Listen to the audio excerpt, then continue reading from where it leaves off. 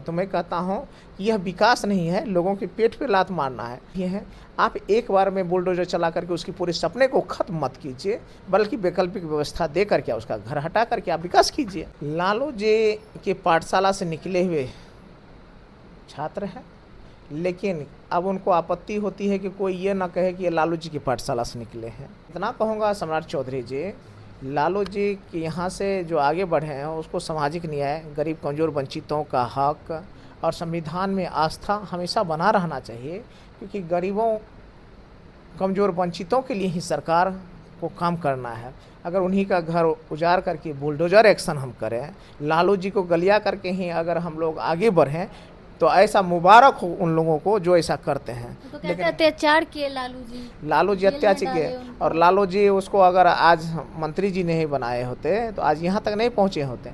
और जेल किस वजह से गए हैं इसका दरियाफ्त आप लोग भी कर लीजिएगा, किस परिस्थिति में जेल गए, तो इसलिए उसको कहने की ज़रूरत नहीं है। लेकिन लालू जी सजा सवार करके यहाँ तक पहुँचाए हैं, और ये लगातार जहाँ से निकलते हैं, जिस नहीं पता है जिस थाली में खाएं उसी थाली में छेद करने, वैसी बात है। महिलाओं की जो आरक्षण है वह आरक्षण मिले, लेकिन आरक्षण के अंदर आरक्षण हो, क्योंकि गरीब कमज़ोर वंचितों की माँ बहनों को भी कभी ये न लगे कि हमारी हकमारी हो गई है, उनके भी हकों की सुरक्षा हो जाए, उनके भी हिस्सेदारी तय हो जाए। तो इसमें क्या आपत्ति किसी को होनी चाहिए? ज़बरदस्ती का नारी बंधन अधिनियम कह के आप ज़बरदस्ती राजद को आप या किसी का विरोध कर रहे हैं, तो महिला आरक्षण के प्रति इतना ही आप सचेत है, चिंतित है, तो अभी बिहार में मंत्रिमंडल विस्तार होना है, माता बहनों को 33% आरक्षण दीजिए अपने मंत्रिमंडल में।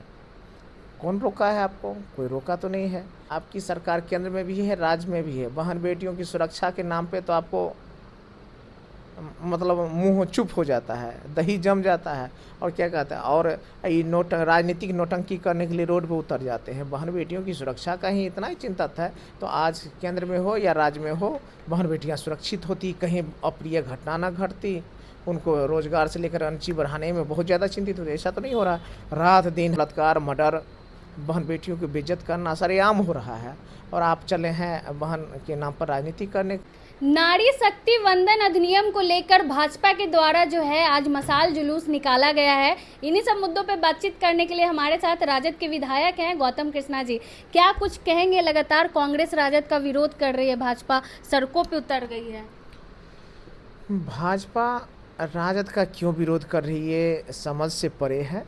राष्ट्रीय जनता दल एक वैचारिक पार्टी है, हमेशा से माता बहनों की हक की लड़ाई लड़ा है इन्होंने, और महिला आरक्षण बिल जिसको नारी बंधन अधिनियम आपने जो कहा है, कि इसमें क्या आपत्ति है? अगर हम कहते हैं माताओं के लिए जो आरक्षण है, महिलाओं की जो आरक्षण है वह आरक्षण मिले, लेकिन आरक्षण के अंदर आरक्षण हो, क्योंकि गरीब कमज़ोर वंचितों की माँ बहनों को भी कभी ये न लगे कि हमारी हकमारी हो गई है, उनके भी हकों की सुरक्षा हो जाए, उनके भी हिस्सेदारी तय हो जाए। तो इसमें क्या आपत्ति किसी को होनी चाहिए? ज़बरदस्ती का नारी बंधन अधिनियम कह के आप ज़बरदस्ती राजद को आप या किसी का विरोध कर रहे हैं, तो महिला आरक्षण के प्रति इतना ही आप सचेत है, चिंतित है, तो अभी बिहार में मंत्रिमंडल विस्तार होना है, माता बहनों को 33% आरक्षण दीजिए अपने मंत्रिमंडल में। कौन रोका है आपको? कोई रोका तो नहीं है। इसलिए, और भाजपा जिन मुद्दों को लेकर के सड़क पर राजनीति कर रही है, तो क्या भाजपा की यहाँ सरकार है? माँ बहन असुरक्षित है, बहन बेटियों का बलात्कार हो जा रहा है। परसों भी सिटी में एक बहन का बलात्कार गया में हुआ, खगड़िया में हुआ, सहरसा में हुआ, नीट के छतरा में हुआ, भागलपुर में हुआ, दरभंगा में हुआ। तो इन बहन बेटियों की सुरक्षा के लिए कहाँ चिंतित दिख रही है? सिर्फ राजनीति करने के लिए रोड पर उतर जा रहे हैं। पिछले दिनों भी सड़कों पे उतरे थे वो लोग। हाँ, राजनीति जब जब करना हो तो सड़क पे आकर के राजनीति करते हैं, और जहाँ माँ बहनों को हकीकत में सुरक्षित करना है, हक देना है, अधिकार देना है, उसके नाम पर चुप हो जाते हैं। वहाँ सरेआम अपराधी तंत्र चल रहा है, बहन बेटियाँ की इज्जत लूटी जा रही है। तो ये दोहरा चरित्र भाजपा का है। सम्राट चौधरी भी कह रहे हैं कि ये लोग नहीं चाहते कि नारियों को उनको उनका हक मिले। लालू यादव की पत्नी, तेजस्वी की बहन, राहुल की बहन ही क्यों सदन जाए? और भी तो आम महिलाएं भी तो हैं, उनको भी सदन जाना चाहिए। परिवारवाद का नारा और आरोप लगा लगा करके तेजस्वी यादव जी पर जितना टारगेट किया, आज परिवारवाद से आने वाले सम्राट चौधरी जी हों, उपेंद्र कुशवाहा जी की हो, मांझी जी की हो, कोई किया जा रहा है? नहीं किया जाता। उसी तरह मैं आपको कह रहा हूँ कि बहन बेटियाँ को लेकर के जो टारगेट राजद को किया जा रहा है, उनके घर में कौन बहन बेटियों को सदन भेजा जा रहा है? चाहे वो क्या कहते हैं, समस्तीपुर की सांसद हो, सांबी चौधरी, क्या उसका कोई परिवारवाद नहीं है? तो ये मुद्दा इन लोगों ने, उसका ऐसा हजारों उदाहरण पड़े हुए हैं, सब हो, तो इसलिए सब जाए, क्यों नहीं जाए, लेकिन किसी को नहीं लगे कि उनकी हक और हिस्सेदारी खाया गया है। बस इतना ही राष्ट्रीय जनता दल महिला आरक्षण बिल में चाहता है कि महिला का आरक्षण बिल हो, लेकिन आरक्षण के अंदर कैटेगरी होना चाहिए। लेकिन वो लोग आप भी विपक्ष पे ही हमला बोल रही है। केंद्र में भी उनकी सरकार है, बिहार में भी उनकी सरकार है, फिर भी सड़कों पे हैं। तो ये इसको कहते हैं नौटंकी, इसको कहते हैं चोर बोले जोर से।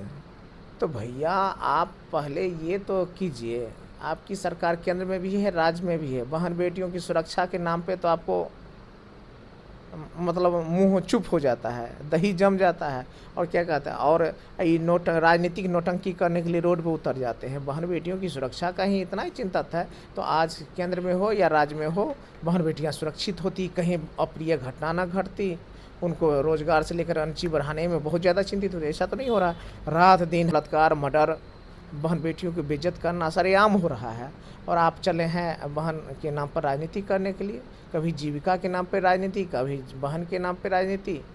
तो इसलिए कहते हैं ये दोहरा चरित्र है इन लोगों का। मुख्यमंत्री बनते ही सम्राट चौधरी एक्शन में आ गए, कह रहे सरकारी जमीन पे जिसका भी घर होगा वो टूटेगा। क्या नहीं, सरकारी जमीन को खाली करा करके अगर आप कोई निर्माण करना चाहते हैं, विकास करना चाहते हैं, तो निश्चित रूप से सरकार करे, लेकिन ध्यान रखे कि अगर कोई 20 साल से 25 साल से घर बना करके ज़िंदगी गुजर बसर और रोजी रोटी कर रहा है, किसी भी जाति धर्म मजहब के लोग हों, तो उसका घर पे बुलडोजर चलाने से, घर उजाड़ने से पहले उसको आप बसाइए। क्योंकि आज 20 साल से बाल बच्चे बड़े बुजुर्गों के साथ अपने जीवन काट रहा है, और ये नहीं कि उनका घर उजाड़ करके वहाँ हम जैसे अपने अभी सहरसा में आप मेरा वीडियो देखे होंगे, सहरसा में क्या है, कचहरी चौक पर जिसे कुंदन चौक कहते हैं, उस पे से सैकड़ों दुकान को उजाड़ दिया गया, पिलर गाड़ के कटीली तार से घेर दिया गया। तो मैं कहता हूँ कि यह विकास नहीं है, लोगों के पेट पे लात मारना है। विकास काम करना हो तो आप कीजिए, लेकिन आपको एक वैकल्पिक व्यवस्था करनी होगी, क्योंकि एक घर को तोड़ने का मतलब सिर्फ उसका घर नहीं टूटता है, एक गरीब कमज़ोर का, एक वंचित का, एक पूरा समाज उजड़ जाता है, एक पूरा क्या कहता है, सपना उजड़ जाता है।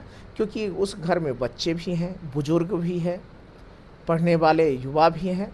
आप एक बार में बुलडोजर चला करके उसकी पूरे सपने को ख़त्म मत कीजिए, बल्कि वैकल्पिक व्यवस्था दे करके उसका घर हटा करके आप विकास कीजिए। घर से आपको भी यहाँ पे आवास मिला है, एमएलए क्वार्टर में, आपने अपने आवास का नाम जनता आवास कर दिया, जनता को समर्पित कर चुके हैं आप ये आवास? मैं राष्ट्रीय जनता दल का एक साधारण कार्यकर्ता हूँ। आदरणीय लालू प्रसाद यादव जी और तेजस्वी जी की कृपा से जीतने का सौभाग्य मिला, और चुनाव के दौरान और उससे पहले भी मैं सबसे वादा करता था कि अगर मैं जीतूंगा तो मेरे हर कुछ पे जनता का ही एक हिस्सा रहेगा। और मैंने कहा कि मेरे वेतन की भी 3 हिस्से लगेंगे। जनता जो आवास मिलेगा उसमें भी गरीब गुरबा कमज़ोर वंचितों के लिए हमेशा 24 घंटा दरवाज़ा खुला रहेगा, आएंगे, उनका हक है। और आज आपने जो बोर्ड देखा, इस बोर्ड पे भी आपने देखा कि स्पष्ट लिखा ये जनता आवास, मतलब यह कि 24 घंटा यह जनता गरीब कमज़ोर वंचितों के लिए खुला हुआ है। आप आइए, यह आपका घर है, यह गौतम कृष्ण का आवास नहीं है, यह महिषी विधानसभा का जनता आवास है। आइए, आप रहिए, जितने दिन मन हो उतने दिन रहिए। बिल्कुल, जो है आपका जो है उसमें आपका हिस्सा है, आप रहिए। आपकी कोई आवश्यक काम से अगर पटना आए हैं तो कहीं जाने की ज़रूरत नहीं है, आइए, यह आपका घर है। और जो मैंने वादा किया था वही उसी के अकॉर्डिंग है। और आपको मैं खुद कहता हूँ, आप लगभग हमेशा क्या कहते हैं इंटरव्यू करने के आते हैं, आपने देखा ही होगा कि गौतम कृष्ण ने 24-24 यहाँ चौकी खरीद के हम लगाए हैं, इसलिए ताकि कोई आए तो उनको सर छुपाने के लिए जगह मिले और ठंडा पानी मिले, भोजन मिले और उनको यह लगे यह मेरा अपना घर है, अपना आवास है। आखिरी सवाल रहेगा सम्राट चौधरी को लेकर। उनके एक वीडियो बहुत पहले वायरल हुआ था कि लालू जी को गाली दे देकर हम यहाँ तक पहुँचे, बड़े नेता बने, तो क्या लगता है उनके मुख्यमंत्री बनने के पीछे लालू जी का ही हाथ है? लालू जी के पाठशाला से निकले हुए छात्र हैं, लेकिन अब उनको आपत्ति होती है कि कोई ये ना कहे कि ये लालू जी की पाठशाला से निकले हैं। तो सम्राट चौधरी जी दोहरे वातावरण विचार में विश्वास रखते हैं। जिनको जहाँ से रह कर के निकले हैं वहीं गलियाने में अगर विश्वास करते हैं तो मुबारक हो उनको ऐसे तौर तरीके पे। लेकिन इतना कहूँगा सम्राट चौधरी जी, लालू जी के यहाँ से जो आगे बढ़े हैं उसको सामाजिक न्याय, गरीब कमज़ोर वंचितों का हक और संविधान में आस्था हमेशा बना रहना चाहिए, क्योंकि गरीबों कमज़ोर वंचितों के लिए ही सरकार को काम करना है। अगर उन्हीं का घर उजाड़ करके बुलडोजर एक्शन हम करें, लालू जी को गलिया करके ही अगर हम लोग आगे बढ़ें तो ऐसा मुबारक हो उन लोगों को जो ऐसा करते हैं। तो कहते अत्याचार किए लालू जी अत्याचार किए, और लालू जी उसको अगर आज मंत्री जी नहीं बनाए होते तो आज यहाँ तक नहीं पहुँचे होते। और जेल किस वजह से गए इसका दरियाफ्त आप लोग भी कर लीजिएगा, किस परिस्थिति में जेल गए, तो इसलिए उसको कहने की ज़रूरत नहीं है। लेकिन लालू जी सजा सवार करके यहाँ तक पहुँचाए हैं और ये लगातार जहाँ से निकलते हैं, जिस नहीं पता है जिस थाली में खाएं उसी थाली में छेद करने, वैसी बात है। बहुत बहुत धन्यवाद। बाकी पूरी बातचीत को लेकर आप क्या कुछ सोचते हैं अपनी राय कमेंट बॉक्स में ज़रूर दें। धन्यवाद।